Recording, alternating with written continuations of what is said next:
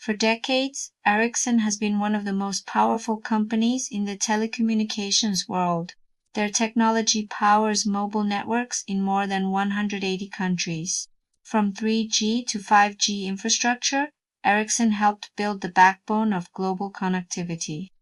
But behind that reputation for engineering excellence, investigators uncovered something much darker, a massive bribery network spanning multiple continents. And once regulators began digging, the truth revealed a corporate culture that allowed corruption to flourish for years. Ericsson's problems didn't begin with a single rogue employee. According to investigators from the U.S. Department of Justice and the U.S. Securities and Exchange Commission, the company had been paying bribes in numerous countries to secure lucrative telecom contracts. These payments weren't random. They were systematic. Executives and intermediaries allegedly arranged millions of dollars in improper payments to government officials and decision-makers in order to win business deals, and the corruption stretched across multiple regions, including parts of Asia, Africa, and the Middle East. The goal was simple: win contracts at almost any cost.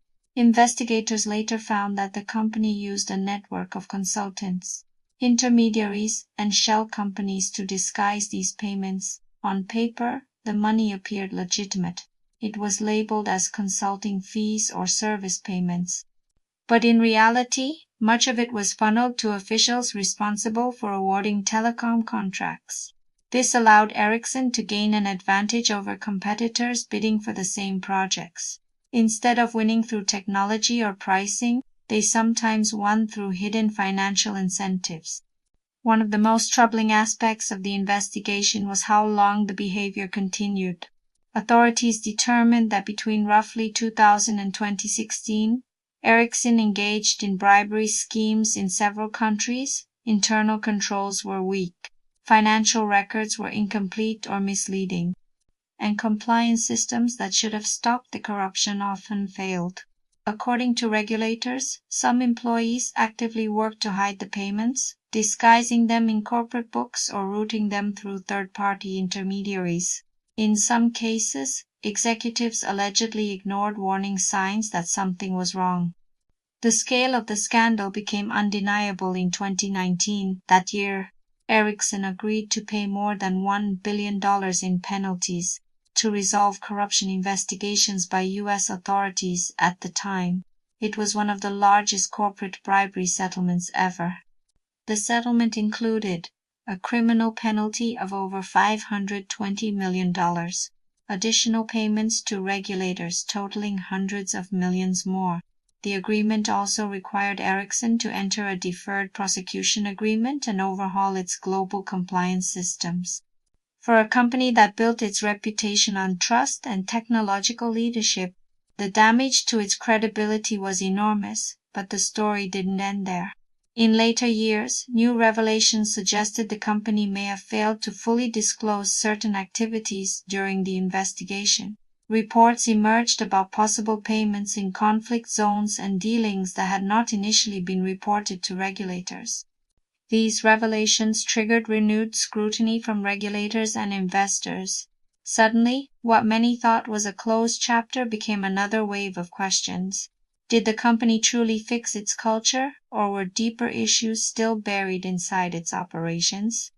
For global corporations, the Ericsson scandal exposed a serious problem that exists in many industries. When companies compete for large government contracts around the world, the temptation to bend the rules can become enormous. Billions of dollars are often at stake, and in some regions, corruption can be deeply embedded in the business environment. But regulators made one thing very clear: no matter where a company operates, bribery and corruption can still lead to massive consequences under international anti-corruption laws. The fallout from the scandal forced Ericsson to make sweeping reforms. The company expanded its compliance programs, increased internal monitoring, and promised to strengthen corporate governance.